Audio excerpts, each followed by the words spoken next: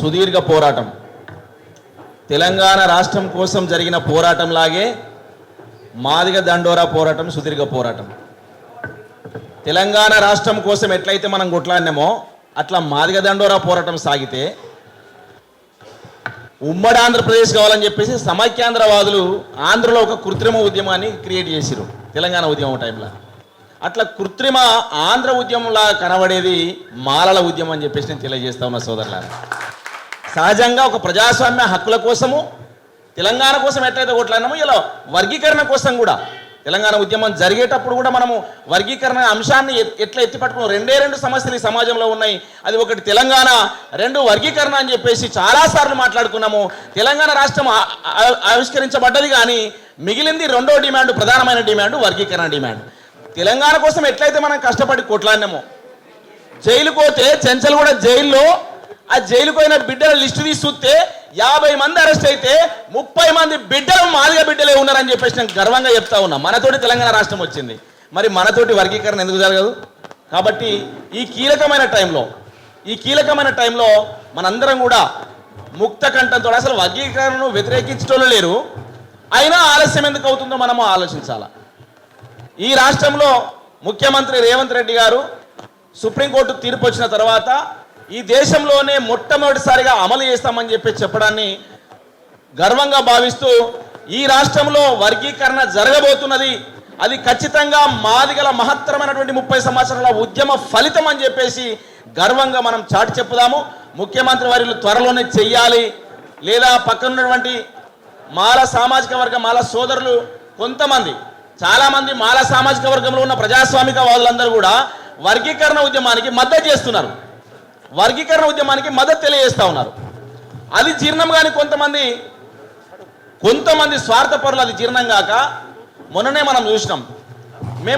కొంతమంది స్వార్థపరులు ఏం చెప్తున్నారంటే మేము వర్గీకరణకు వ్యతిరేకం కాదు, కానీ దీన్ని రాజ్యాంగబద్ధంగా చెయ్యాలి, కొన్ని సవరణలు చేసుకుంటూ చేయాలని చెప్పుకుంటూ ఎస్సీ మాలల్ని ఆ ఏబిసిడి వర్గీకరణలో ఒకటే గ్రూప్లో మాదిగలు వేయాలని చెప్పేసి చెప్పినటువంటి ఒక కుట్రపూరితమైనటువంటి అంశాన్ని తెరలేపారు.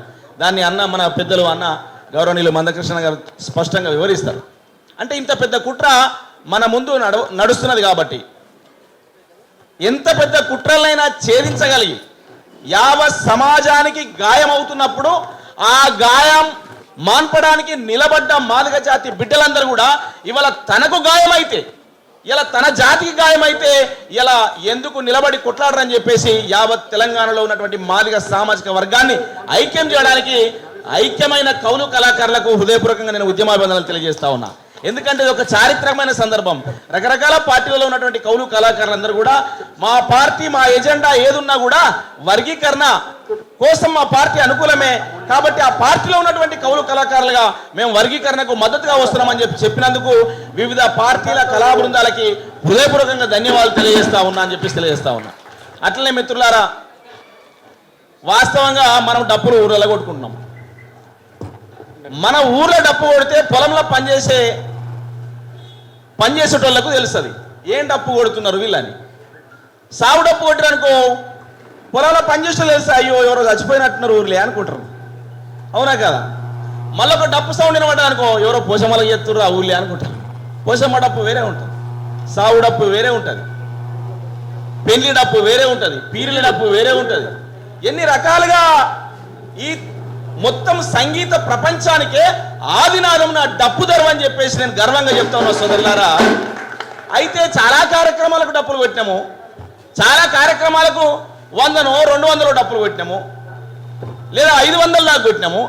కానీ అలా వర్గీకరణ చిట్ట చివరి సమయంలో జరగబోతున్న టైంలో 1,00,000 డప్పులు ఒక్కసారి హైదరాబాద్ గడ్డ మీద మారుమోగితే ఉంటాడా ఎవడన్నా స్వార్థపరులు? గుండాకి సత్తారు దెబ్బకే. ఈ 1,00,000 డప్పుల సౌండ్ వింటే గుండాకి చచ్చిపోతారు అడ్డుకునే వాళ్ళు ఎవరన్నా ఉంటే. కాబట్టి ఆ తమ్ముడు వచ్చిండు డప్పుకు వన్నె తీసుకొచ్చిండు.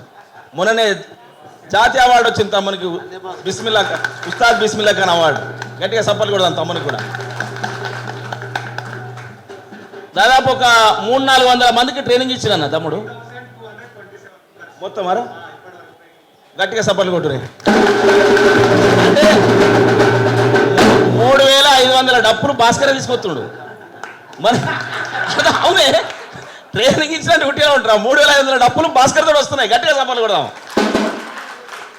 నిజంగానా మేము ఎస్ఎంహెచ్ హాస్టల్ ఉండే సిద్దిపేటలో ఆ ఎస్ఎంహెచ్ హాస్టల్లో ఒక 5 డప్పులు తీసుకొచ్చుకొని మేము ఉస్మాన్ సీట్లో ఒక ప్రోగ్రామ్ ఉంది ఆ ప్రోగ్రామ్ కోసం డప్పు డ్యాన్స్ కోసం ప్రాక్టీస్ చేస్తున్నాం పక్కనే ఇల్లు ఉంది ఆ ఇంటి ఆయన అరే ఏం సౌండ్ రాబాయి తెల్లని దాకా పొద్దున్న దాకా అని చెప్పేసి పొద్దుగాలని హాస్టల్ కాడికి వచ్చిండు మేము కొట్టిన 4 డప్పులే వచ్చి అరే ఉండమంటరా ఇంట్లోకి వెళ్ళి ఉమ్మంటరా ఏంది రాబాయి ఇదంతా అని చెప్పేసి లొల్లి చేసిండు లొల్లి చేసి అరే ఏం చేస్తామే మరి ట్రైనింగ్ చేస్తున్నాం మరి డప్పు ఎట్లా కొట్టానో కొడితేనే కదా తెలిసేది కరెక్ట్ వస్తుందా రాదా తెలియాలి కదా తెలియాలంటే కొట్టాలి కొట్టకపోతే ఎట్లా తెలుస్తుంది అరే ఎట్లా రాబాయి తెల్లని దాకా పొద్దున్న కొడుతుంటే షౌలన్నీ పోతున్నారు రాబాయి అరే సచ్చటట్టున్నాం రాబాయి 4 డప్పులకే సచ్చటట్టున్నాం రాబాయి అన్నాడు రేపు 1,00,000 డప్పులు కొడితే ఉంటారే ఇది నిజంగా నిజ జీవితంలో జరిగింది ఇవన్నీ ప్రాక్టికల్గా కాబట్టి ఒక్కసారి ఊహించుకోండి అన్న ఒక్కసారి ఊహించుకోండి 1,00,000 డప్పులు ఒక్కసారి కన్న మోగుతుంటే వర్గీకరణ జరిగిపోయిందన్న గట్టిగా సపోర్ట్లు కూడా అందుకనే లగ్గమైన చేత్తై ఇవి లడాయైన చేత్తై లగ్గమైన చేత్తై ఇవి లడాయైన చేత్తై లగ్గమైన చేత్తై ఇవి లడాయై లగ్గమైన చేత్తై ఇవి లడాయైన చేత్తై లగ్గమైన చేత్తై పెళ్లి డప్పు కొట్టినట్టే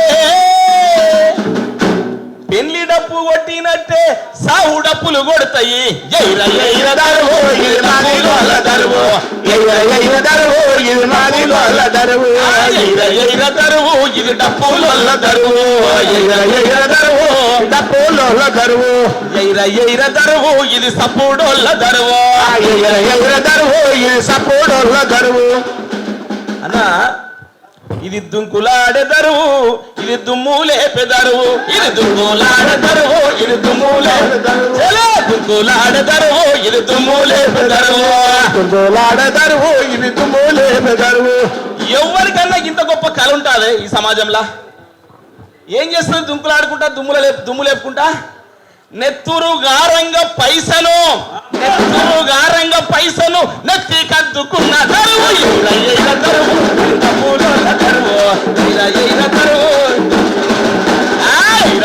దరువు ఇది డప్పుల దరువు